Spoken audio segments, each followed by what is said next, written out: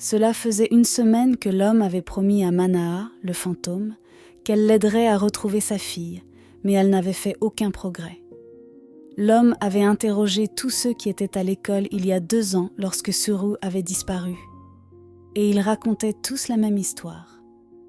Ils avaient vu Suru ce matin-là, puis elle avait simplement disparu.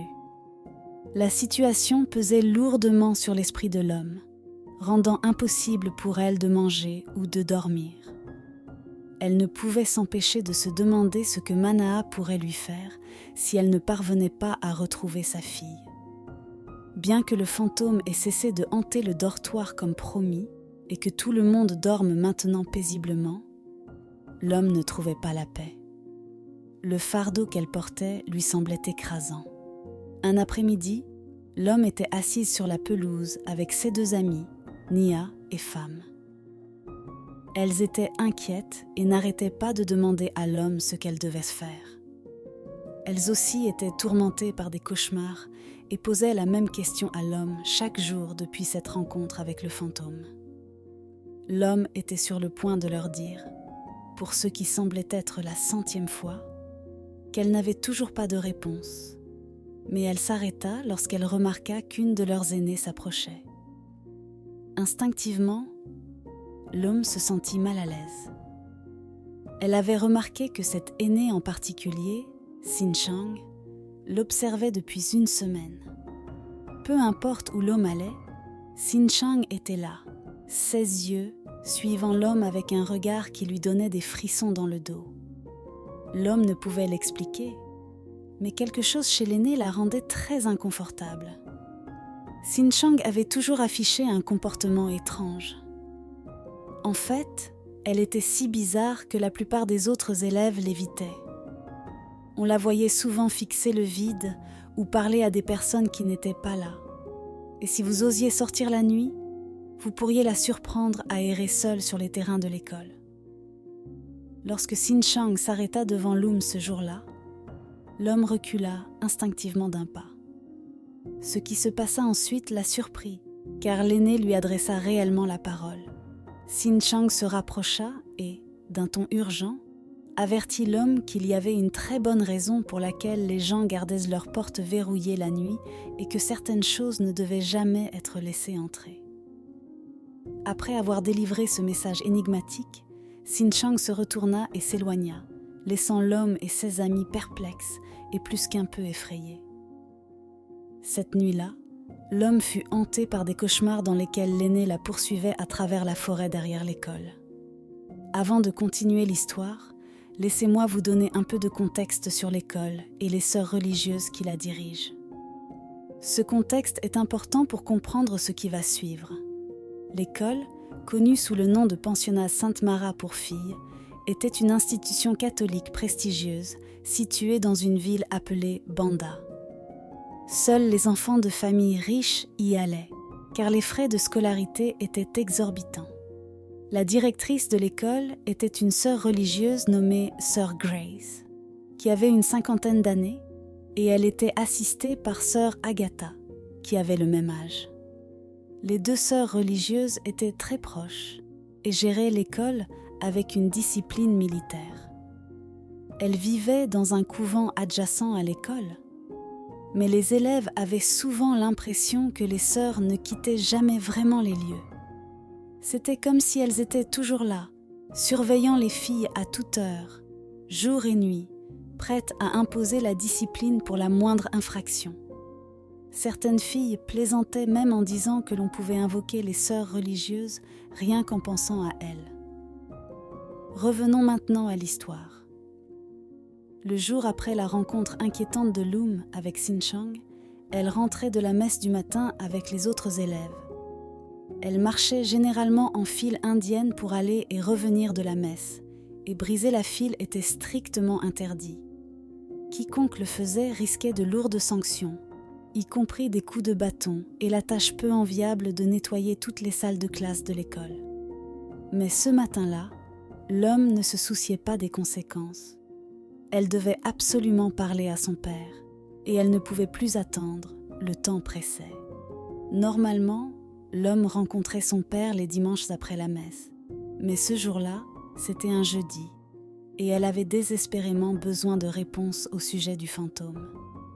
Son père était la seule personne qu'elle connaissait qui pouvait l'aider, car il était expert en matière de spiritisme.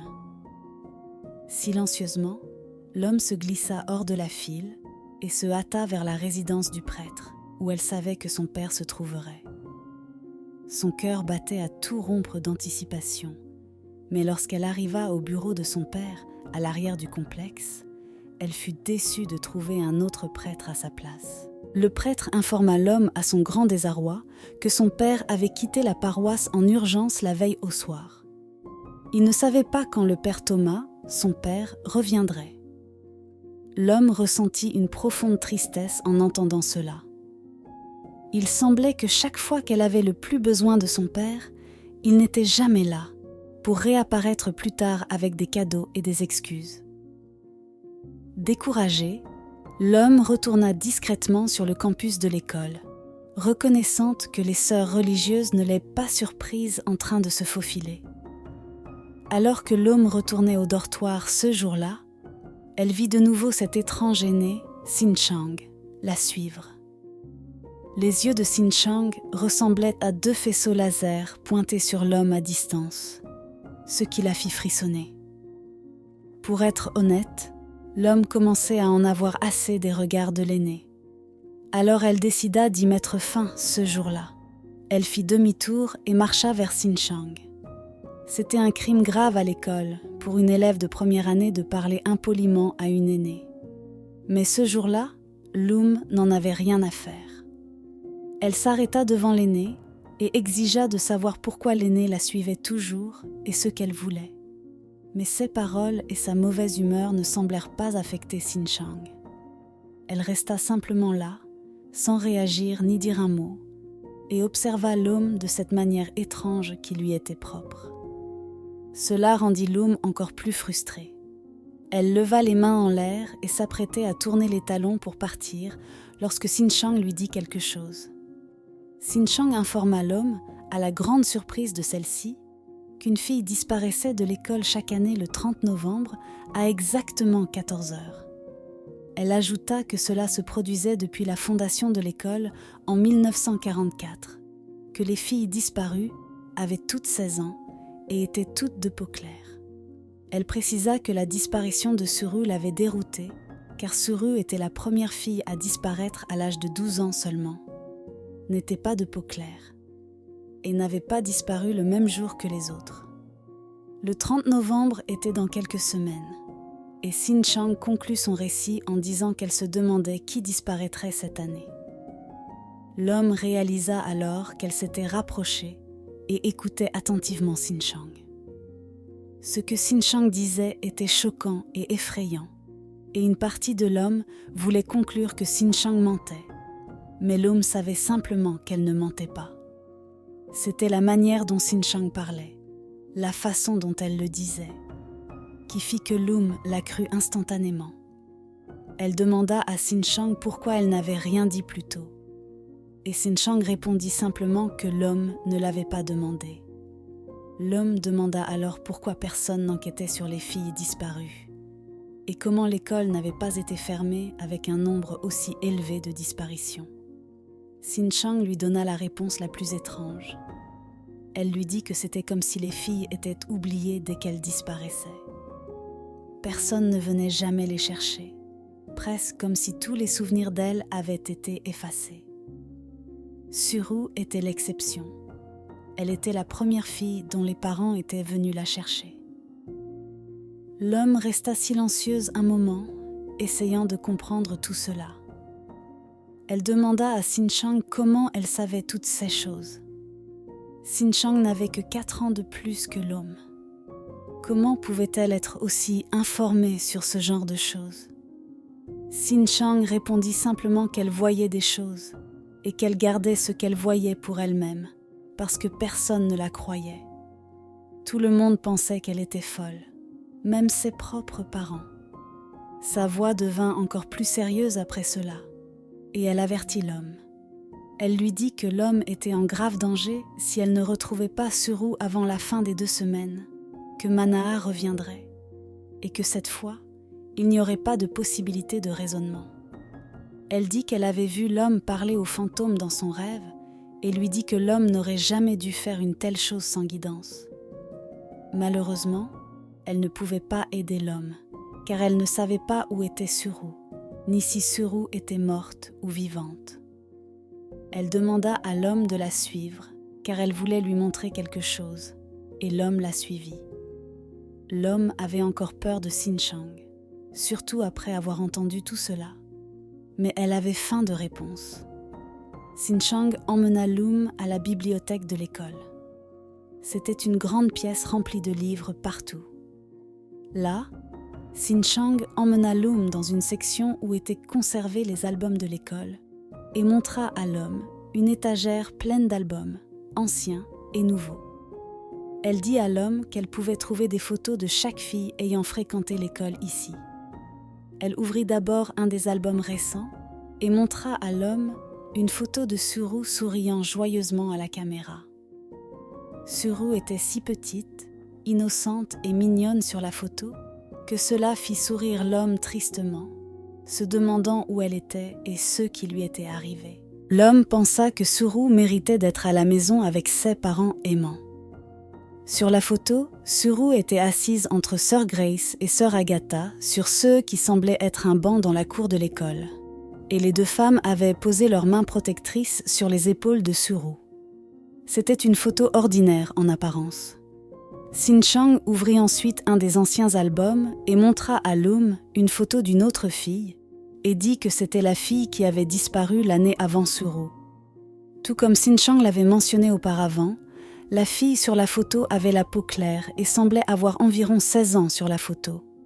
Tout comme Suru, la fille était assise entre sœur Grace et sœur Agatha sur le banc dans la cour de l'école, souriant largement à la caméra. Sinchang tourna les pages de l'album et montra à l'homme plus de photos de filles disparues. Plus l'homme regardait les photos, plus elle commençait à réaliser quelque chose. Sur toutes les photos, les filles disparues étaient toutes assises entre sœur Grace et sœur Agatha sur le même banc dans la cour de l'école. Et les sœurs avaient posé leurs mains protectrices sur les épaules de chaque fille. La façon dont elles étaient assises et regardaient la caméra était la même sur toutes les photos, presque comme si cela avait été répété. C'était comme si chaque année, le photographe ou les personnes photographiées tentaient de recréer la photo de l'année précédente. La chose la plus perturbante que l'homme remarqua était que les photos avaient toutes été prises le 30 novembre, sauf dans le cas de Suru, qui avait été prise le 7 mai. Ce qui était encore plus troublant, c'était que sœur Grace et sœur Agatha n'apparaissaient dans aucune des autres photos de l'album, seulement dans les photos avec les filles disparues. L'homme ne comprenait pas ce qu'elle regardait, mais elle savait que c'était mauvais. L'homme était tellement absorbé à examiner les albums de long en large que lorsqu'elle leva les yeux, elle se rendit compte que Sinchang était parti et qu'il faisait sombre dehors. D'après le calme sur le campus de l'école, il semblait que tout le monde était allé se coucher. L'homme pensa à retourner au dortoir et revenir le lendemain pour continuer son enquête. Mais quelque chose lui dit de continuer. En tournant de nouveau son attention vers les albums, l'homme découvrit quelque chose d'encore plus choquant. Selon ce qu'elle voyait sur les photos devant elle et selon les archives de l'école, il semblait que sœur Grace et sœur Agatha dirigeaient l'école depuis son ouverture en 1944. Ce qui était impossible car l'année actuelle était 2019. Et cela signifierait que les sœurs dirigeaient l'école depuis près de 80 ans. Personne ne vivait aussi longtemps, surtout que les deux sœurs étaient déjà dans leur cinquantaine en 1944. Ce qui troubla vraiment l'homme était que sœur Grace et sœur Agatha semblaient exactement les mêmes qu'en 1944. Elles n'avaient pas vieilli d'un jour en presque 80 ans. Juste au moment où l'homme arriva à la conclusion que sœur Grace et sœur Agatha n'étaient peut-être pas celles qu'elle prétendait être, elle entendit un bruit étrange dehors. Lorsqu'elle leva les yeux, elle vit quelque chose qui la fit reculer avec un cri, jetant l'album qu'elle tenait en main. Elle vit à la porte à moitié cachées dans l'obscurité, sœur Grace et sœur Agatha qui se tenaient là, la regardant, sans dire un mot, avec des yeux qui ne semblaient pas humains. L'homme cligna des yeux un instant, et les sœurs avaient disparu. Elle se frotta les yeux pour s'en assurer, mais il n'y avait personne, presque comme si elle avait imaginé cela. Elle se leva très rapidement et courut vers le dortoir, la peur la suivant dans le vent. Cette nuit-là, l'homme ne put pas dormir. Chaque fois qu'elle fermait les yeux, elle avait l'impression que sœur Grace et sœur Agatha se tenaient près de son lit. Et lorsqu'elle ouvrait les yeux pour vérifier, il n'y avait personne. Chaque fois qu'elle essayait de s'endormir, elle avait l'impression que quelqu'un se tenait dans les coins sombres du dortoir en la regardant. Quand elle vérifiait, elle jurait avoir vu quelqu'un debout là dans le noir. Mais quand elle clignait des yeux et se frottait les yeux, ils avaient disparu. L'homme se leva et courut vers le lit de son amie. Elle avait peur de dormir dans le sien. Le lendemain, l'homme emmena ses amis à la bibliothèque pour leur montrer ce qu'elle avait trouvé, et à sa grande surprise, les albums avaient tous disparu. Non seulement cela, mais chaque preuve qu'elle avait trouvée contre sœur Grace et sœur Agatha avait disparu. Les étagères étaient maintenant remplies de manuels scolaires au lieu d'albums. Confuse, l'homme courut partout dans la bibliothèque à la recherche des albums, pensant peut-être qu'elle avait oublié où ils étaient rangés. Mais il n'y avait aucune trace des albums nulle part. C'était comme s'ils n'avaient jamais existé. L'homme pouvait voir le doute sur les visages de ses amis, et elle essaya désespérément de leur expliquer qu'elle n'inventait rien. L'homme devint obsédé par sœur Grace et sœur Agatha après cela. Elle se surprenait à penser à elles constamment, à les observer en secret, à se demander qui elles étaient vraiment, ou plutôt ce qu'elles étaient. Comment elles avaient réussi à ne pas vieillir en presque 80 ans, et comment personne ne semblait remarquer qu'il y avait quelque chose de louche à leur sujet. Ce n'était pas normal. L'homme souhaitait vraiment pouvoir parler à son père. Il en saurait plus, mais il n'était toujours pas revenu de son voyage. Le temps passa très vite après cela, et avant que l'homme ne s'en rende compte, les 2 semaines qu'elle avait promises à Manaha étaient écoulées. Le jour où elle était censée dire au fantôme où se trouvait sa fille, l'homme paniqua. Elle marchait de long en large dans le dortoir, fixant l'horloge, souhaitant pouvoir arrêter le temps. Mais l'horloge continuait à avancer à toute vitesse. Elle avait l'impression de ne pas pouvoir respirer à mesure que la nuit approchait. Tard dans l'après-midi, elle alla voir Xinchang, espérant que l'aîné l'aiderait d'une manière ou d'une autre. Mais quand Xinchang vit l'homme, elle agissait comme si elle ne connaissait pas l'homme. Elle regarda droit à travers l'homme lorsque celle-ci s'approcha et dit qu'elle ne savait pas de quoi parlait l'homme, puis s'en alla. L'homme se prit la tête dans les mains et regarda l'aîné partir. Elle ne savait pas quoi faire. La nuit approchait, et elle savait que Manaha viendrait ce soir-là. Elle erra sur le campus de l'école pendant des heures et des heures, trop effrayée pour retourner au dortoir, se rappelant les paroles de Xinchang, selon lesquelles il n'y aurait pas de raisonnement avec le fantôme cette fois-ci. L'homme n'avait aucune idée de ce qu'elle dirait au fantôme. Quand elle trouva enfin le courage de retourner au dortoir, il était presque minuit. L'homme s'assit sur son lit et attendit, car elle ne pouvait pas s'endormir même si elle essayait. À minuit pile, elle entendit le fantôme entrer dans le dortoir. Le bruit de 7 talons rouges en sang résonnant astérisque crac, crac, crac, crac, crac, crac astérisque lentement jusqu'à son lit. L'homme ferma les yeux très fort et attendit. « Où est ma fille ?» entendit-elle le fantôme murmurer près de son oreille. Le son surnaturel de la voix du fantôme faisant frémir l'homme de l'intérieur. L'homme força l'un de ses yeux à s'ouvrir et sursauta de peur. Le visage de Manaha était juste devant le sien, rempli d'anticipation. L'homme ne répondit pas immédiatement au fantôme, choisissant soigneusement ses mots. Au moment où elle ouvrit la bouche et dit au fantôme qu'elle était désolée, qu'elle n'avait pas trouvé sa fille, deux choses se produisirent en même temps. Le visage de Manaha passa de l'anticipation à quelque chose que Lum ne pouvait expliquer en mots humains. Mais c'était la chose la plus effrayante qu'elle ait jamais vue. Le fantôme poussa un cri, et ce cri était si furieux et puissant que la force de celui-ci souleva l'homme du sol et la jeta de l'autre côté de la pièce. Elle atterrit sur le dos et se cogna la tête contre un placard. Je sais que certains d'entre vous se demandent où était Manaha, le fantôme, pendant tout ce temps. Eh bien, selon mon imagination, je pense qu'elle est retournée à sa tombe ou dans le monde des esprits et y a attendu patiemment.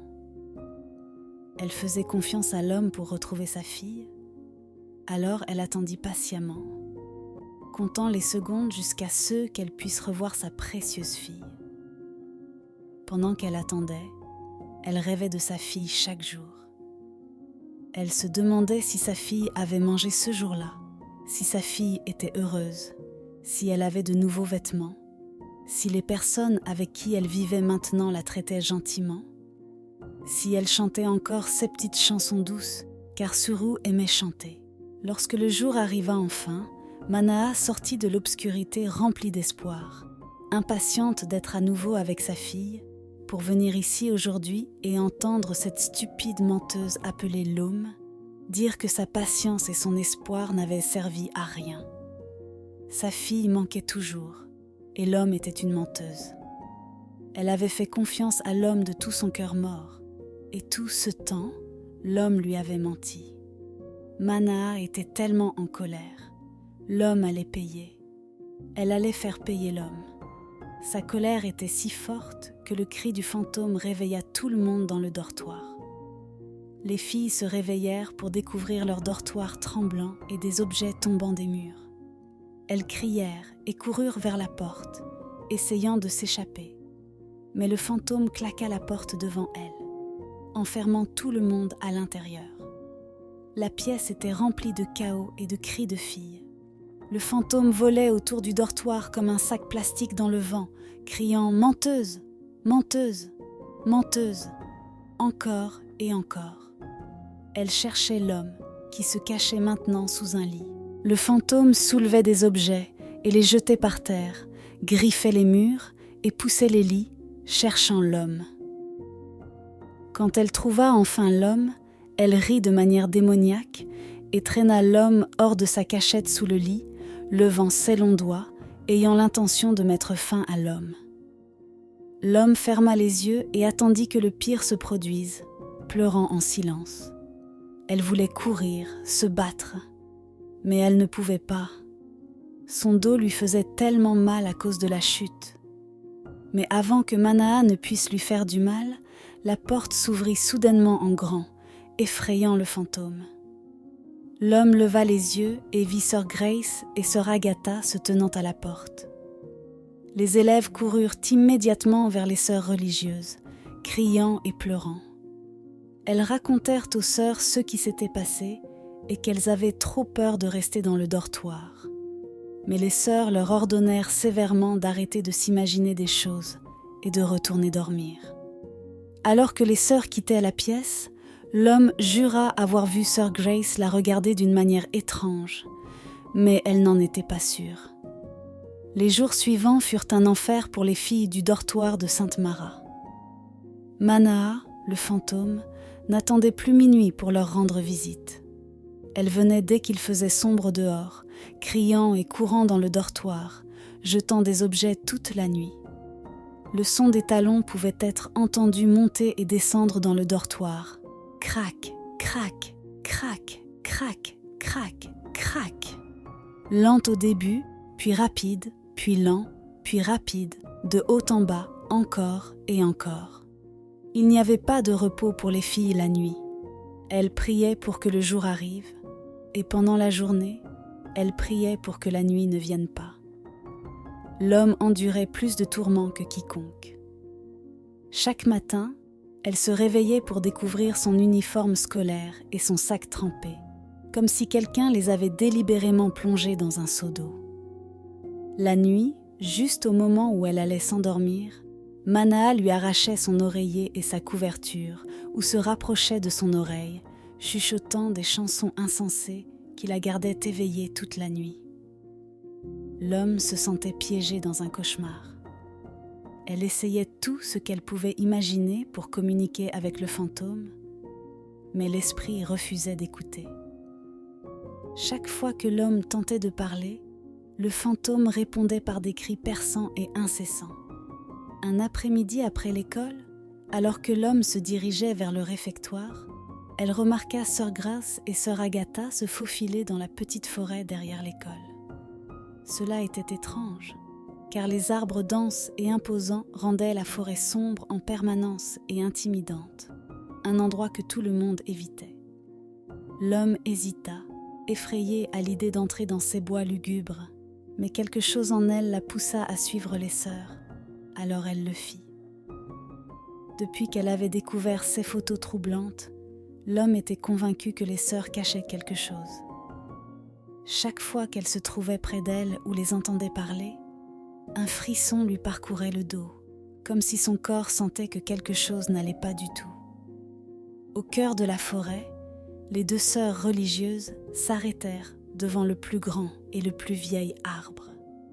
L'homme se dissimula derrière un arbre voisin, observant et attendant que quelque chose d'inhabituel se produise, quelque chose qui pourrait enfin lui fournir les réponses qu'elle cherchait. Cependant, les sœurs ne firent rien d'extraordinaire. Elles restèrent simplement là, silencieuses et immobiles, pendant ce qui sembla être une éternité. C'était comme si elles attendaient quelque chose ou quelqu'un. L'homme ne pouvait en être certaine, mais la manière dont elles continuaient à lever les yeux vers l'arbre puis à regarder leur montre était inquiétante.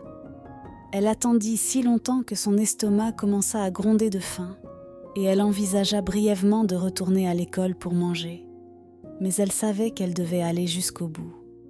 Juste au moment où l'homme pensa qu'elle ne pouvait plus attendre, les deux femmes se retournèrent brusquement et commencèrent à marcher en direction du campus. Déconcerté, l'homme hésita à les suivre, car cela semblait être la chose sensée à faire. Mais un instinct lui dit de s'approcher de l'arbre. Lorsqu'elle atteignit l'arbre et examina les lieux, rien ne semblait remarquable, juste un vieil arbre imposant. Elle s'apprêtait à partir lorsqu'elle remarqua quelque chose dépassant d'un tas de branches tombées à proximité. Curieuse, elle alla enquêter. Sous les branches, l'homme découvrit un cartable rouge et une seule chaussure, cachée négligemment comme si quelqu'un les avait laissés là à la hâte. Elle ramassa les objets et fouilla dans le sac. Ce qu'elle trouva la stupéfia. Les livres à l'intérieur portaient tous le nom « Sur eux ». Le cœur de l'homme s'emballa d'espoir. Ces objets appartenaient à la fille disparue. Mais comment cela était-il possible ? Suru avait disparu depuis 2 ans. Comment se faisait-il que son cartable soit resté intact, surtout après avoir été laissé exposé dans la forêt pendant si longtemps ? Ou bien quelqu'un l'avait-il placé là récemment ? Jetant un dernier coup d'œil autour d'elle, l'homme serra les objets contre sa poitrine et se précipita de nouveau vers le campus de l'école. Voilà qui conclut la 2e partie. Assurez-vous de vous connecter pour la 3e partie, où nous continuerons notre recherche de la fille disparue. Nous nous rapprochons de la vérité. Qui a laissé le cartable et la chaussure sous l'arbre ? Que faisaient vraiment les sœurs religieuses ?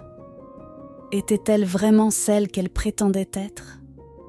Pourquoi les filles continuent-elles de disparaître de l'école ? Et pourquoi d'une manière aussi spécifique ? Qui est responsable ? Et dans quel but ? N'oubliez pas de vous abonner, de cliquer sur le bouton j'aime et de commenter. J'aimerais entendre vos pensées. Merci d'avoir regardé.